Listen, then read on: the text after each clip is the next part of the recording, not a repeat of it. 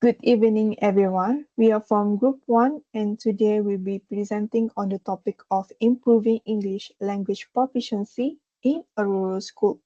So, this topic actually is close to our hearts as it reflects the real struggle faced by many students in underdeveloped areas, especially when it comes to mastering English, which a language that's becoming increasingly vital in education and also the job market.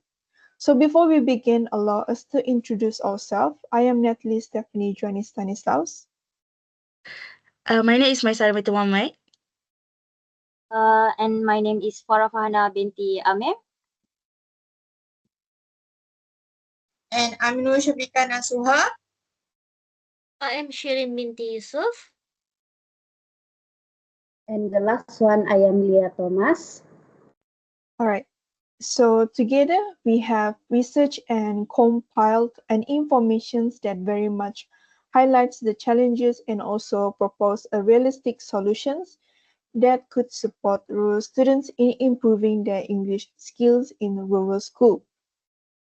So let us begin by understanding the very much backgrounds of rural schools. So these schools are usually located in in remote or very less developed areas, which are often attended by students with the lower socio-economic backgrounds. So because of this, both the students and their parents tend to have a limited access to quality education, and especially in language. So this school actually often lack experienced English teachers and lack proper teaching materials and also lack of updated technology. So as a result to that, students will face a very low proficiency in English. Hence that many students are still unable to understand, unable to speak and also write the language well. So, because of this, the students will have a lack of interest in English due to the poor infrastructure and also minimal resources from the school, as these act as a language barriers which affect not just their English performance, but also their grades in mathematics, science, which includes the dual language programs which and students may also suffer from low self-esteem and lost motivations in class. Next slide. So it's important that we address these issues in teaching and learning as we move to a fast-changing and tech-driven world where learning is no longer an optional, but it's actually a necessity as English actually plays a crucial role in students' academic journey, which in developing their critical thinking and open up a new opportunities both locally and also globally. So in fact, there are many schools have already integrated the English language, for example, in subjects like mathematics and science, which further emphasizes the need for proficiency. However, when students struggle with English, it impacts their overall classroom participations and also their self-confidence. So some students may become silent. This is because of fear or even embarrassment, and this can limit their ability to grow academically. So over this time, their future career opportunities and reduce their chances of thriving in the global workforce. And as for the conclusion, next slide. So because of this low English proficiency in rural school is a very complex and multi-layered challenges, where the complex challenges that touches on multiple areas of student life in academically, socially, and also economically.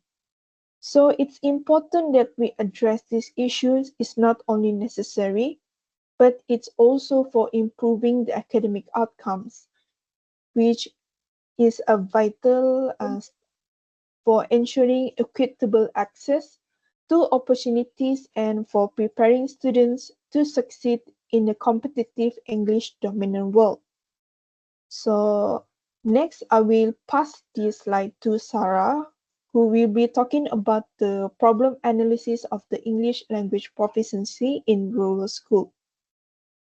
All right, thank you, Natalie. Okay. Today, uh, good day, everyone. Today, I would like to share with all of you some important insight English proficiency in rural Malaysia schools. Today, to begin my presentation, I would like to focus on the main reason why English proficiency is still low among students in rural Malaysian school.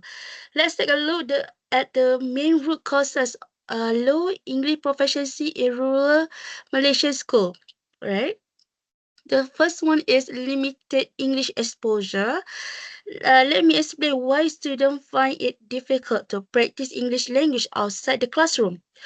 Because most of students only use English language in the classroom, at home, and their community. They usually speak Malay or local dialect, as well are regional dialect like Kelantanese, Terengganu, and other ethnic language such as Iban and Tamil, depending on the state and community. And these local dialects are often used in daily communication at home within the community, which limits student exposure to English outside classroom.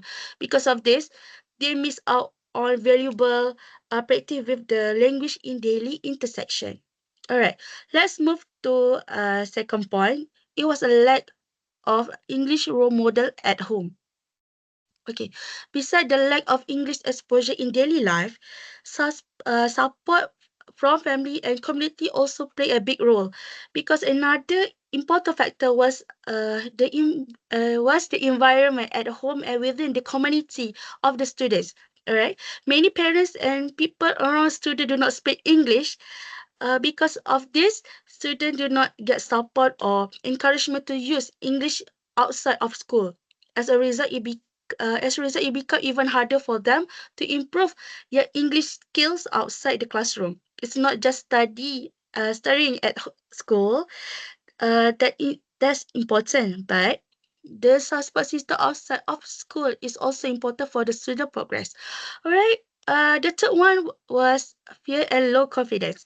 Apart from the environment, how students feel about using English language also matters too, because many students feel shy and afraid to speak in English. They worry about making mistake or being laughed at, and because of this, makes them less likely to practice, and it will affect their skills and doesn't make any improvement.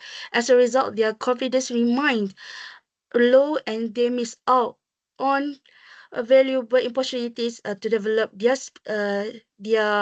speaking skills. Eventually, this can affect their overall performance in English, both in outside classroom. Okay, last but not least was shortage of qualified English teacher. Besides student attitudes and environment, the teaching staff also a key factor. There are not enough trained English teacher in rural schools. As a result, lesson often on grammar and exam instead of real communication. Because of this, students may struggle to apply what they learn when speaking or writing in real life context. This can make them feel unprepared and less confident when they need to use English outside the classroom. Overall, these root causes show us the improving English proficiency in rural areas is not just about what happened in the classroom, but also the support students receive home and their daily life. Alright, okay, sorry. Next slide, please. Alright. Now let's move on to the next slide, which about social theories. In this section, I will explain how several sociological theories help us understand the challenges faced by rural students in learning English. These theories include conflict theory, symbolic interactionism, and social reproduction theory. Each of these perspectives give us a different way to look at the issue and help us see why low English proficiency is such complex and problem in rural Malaysian schools. The first theory I would like to discuss is conflict theory. This theory says that a rural school have a fewer resources than urban school. For example, they may not have a language lab, library, or internet. Because of this, it makes learning English even harder. Because of the limitation, students in rural schools and areas do not have the same opportunity to practice like uh, urban school and improve their English skills. This make it even challenging for rural students to succeed academically and their future career. Alright, for next theory was a symbolic interactionism. Besides looking at resources, it's also important to think about how sociological interact affects student learning experience. Alright. According to this theory, students who struggle with English may be labeled as weak by teacher or friends. This can lower their confidence and motivation to learn. Over time, this negative labeling can create a cycle where students become even less willing to participate or trying to speak in English. And last but not least, was the and last one for the theory was the social reproduction theory. This theory suggests the English is sorry. This theory suggests that English is often seen as not important in rural communities. Because of this, students may not see the value in learning English, which limit their future opportunity. Over time, this can widen the gap between the rural and urban students, especially when it comes to education and career prospect. Thank you for listening. I hope this helped us understand challenges faced by rural students in learning English. Now I will pass to my teammates for next presentation. Thank you. So thank you, Sarah, for your explanations. And so now we will explain about three sociological informed intervention strategy developed by our group to tackle the low English proficiency issue faced by students in our rural school setting. And the first strategy is English Buddy Program. I will be referred to theory Vygotsky's social development theory zone of proximal development. This strategy pair less a proficient student with a high performance peer in weekly session that include storytelling, a role play, and speaking a game. And according to Vygotsky, student can progress more effectively when supported by a more capable peer known as the zone of proximal development ZPD. This approach creates a low pressure and emotionally a safe environment where students are not afraid to speak up or make a mistake. It fosters a positive peer relationship built self-confidence and promotes mutual respect, all of which contribute to be a more emotionally support school climate. It costs effective and sustainable using existing school resources. So next, strategy number 2 is community-based English exposure.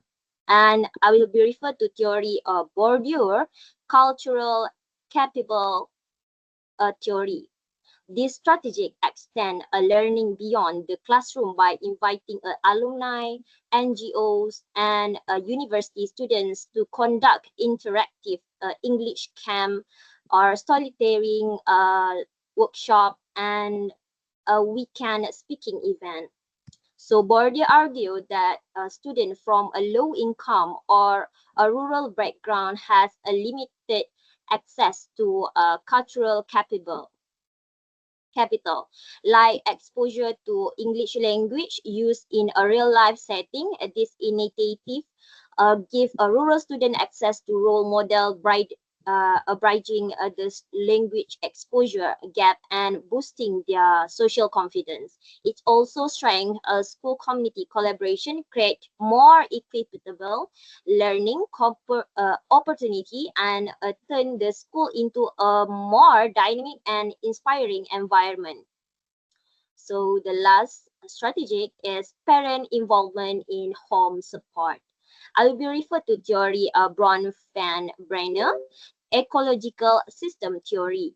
So this strategy taps into the family system by sending daily English vocabulary via a WhatsApp. So along with a simple bilingual material like a glossary and a flashcard. So Bronfenbrenner emphasized the importance of interactions between a child, home, and a school environment in shaping development. When a parent are engaged, even those with a limit English, learning become a continuous and a culturally support.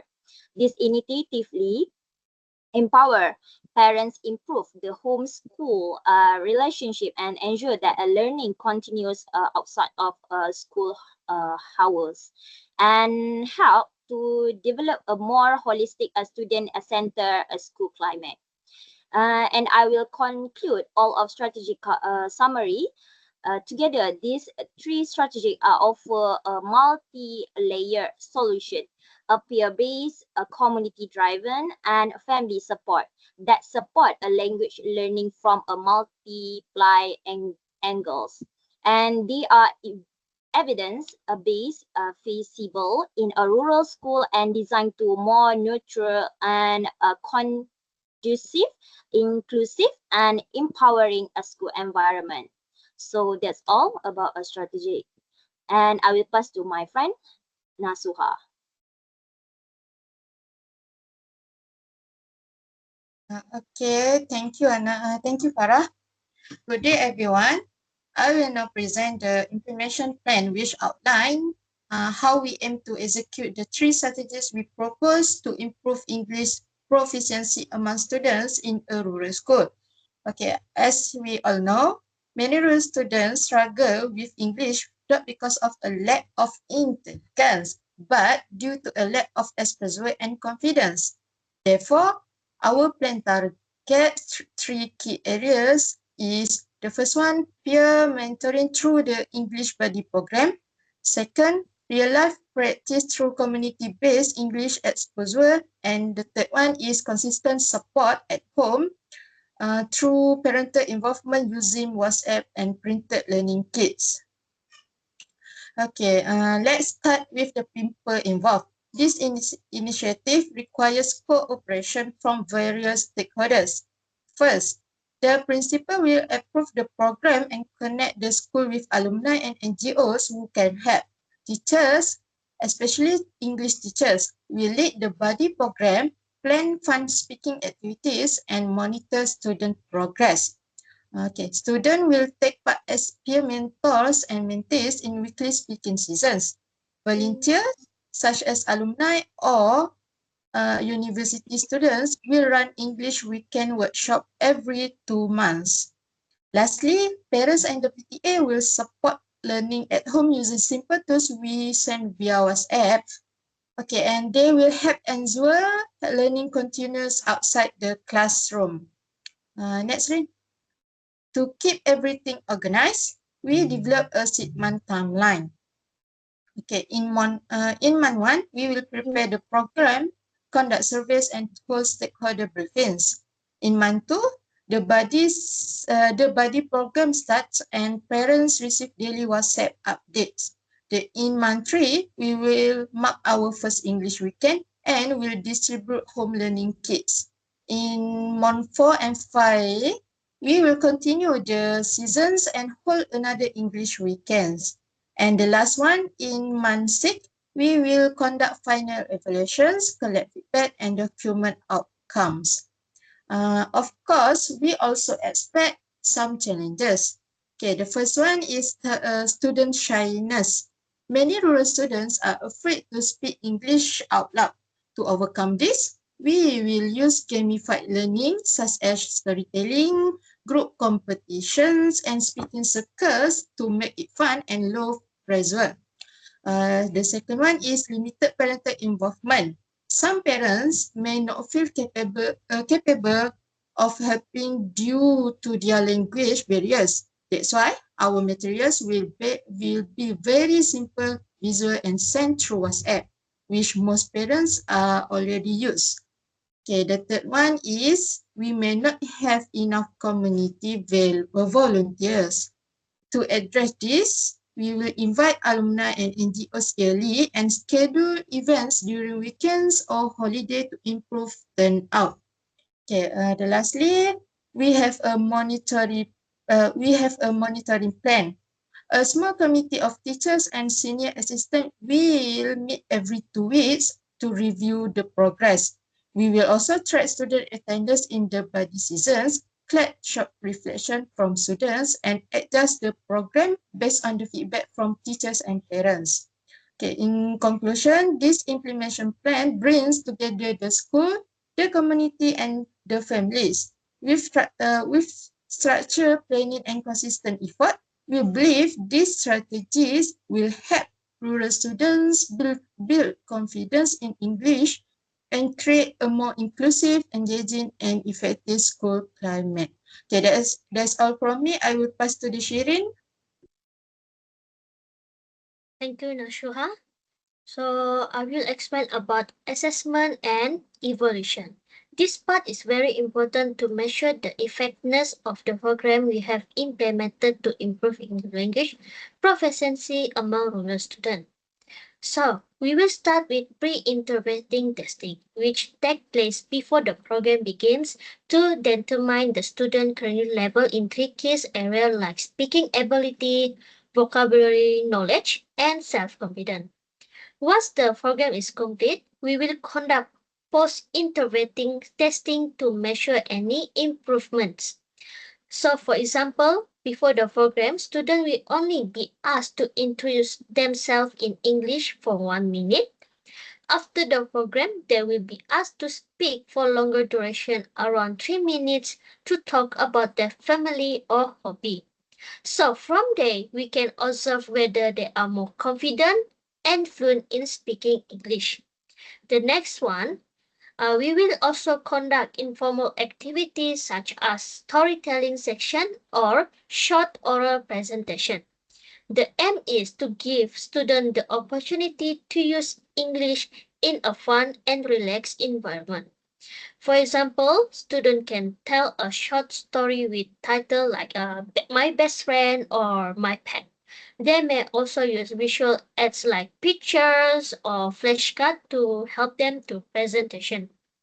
So through this activity, we want students to gain more confidence in speaking in front of the peers and teachers. So the next one, teacher will use an observation checklist to monitor student progress and behavior change throughout the program. The checklist focuses on whether students are brave enough to answer in English, whether they use new vocabulary in conversation, and their overall interest in language activity. For example, if a student was shy to speak before, we hope that after a few weeks they will start using English words, even a short sentence. So we also conduct a student survey after the program. A simple question will be given to assess their comfort level and interest in learning English. So for example, question is like, I feel more confident speaking English now, or I enjoy the English language activity at school. These answers are based on like a colors such as strongly agree, natural, disagree, or strongly disagree. So through this feedback, we can better understand the student learning experience throughout the program. So in conclusion, we are using a combination of methods, including formal tests, oral activity, teacher observation, and student survey to evaluate the overall effectiveness to program. With this evaluation, we can identify strength, weakness, and make improvement to ensure rural students become more confident and proficient in using English. Now I pass to Leah Thomas. Okay, thank you, Shireen. So in my part, In my part, I will be presenting a reflection and conclusion related to our topic. First of all, in terms of its importance, learning English can bring significant change to student academic achievement, create a comfortable classroom environment. Furthermore, the strategy discussed not only improve student communication skill, but also enhance their reading, writing, and understanding of the English language. Secondly, there are several proven effective strategy in strengthening English proficiency, such as such as English language body system, exposure to community activity organized by NGO, and parental involvement in using more authentic language at home. In a real life context, we can observe the implementation of the School Hero program carried out at an integrated religious primary school in Kuala Selangor. It's clearly shown that social interaction within the community has successfully improved student overall performance. Thirdly, we also need to be aware of where and address certain challenges such as limited time allocated for teaching and learning English, a lack of skilled English teacher, and the scarcity of NGO able to reach remote school due to issues like transportation, geographical structure of the school, insufficient budget, and so on.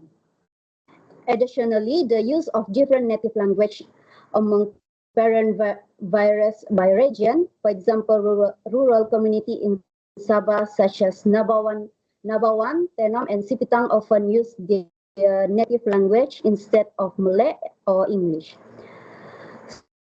As a result, students do not receive full support at home in reinforcing their English language learning. Moreover, student level of motivation and confidence in speaking English also differ. Some feel like anxious and worry about trying to speak the language. Nevertheless, small, well-planned, and focused intervention can make a big impact if implemented comprehensively. Through collaboration among various parties, including school, NGO, and parents, this integrated approach can enhance English language skill among rural students, open up more opportunity for further education and employment. And the most important thing is to build self-confidence in facing the highly competitive global world.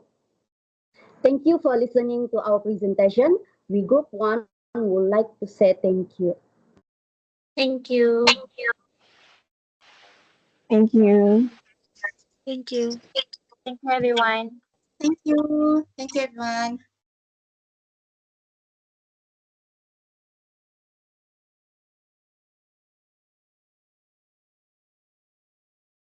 Matilah. Anak, boleh stop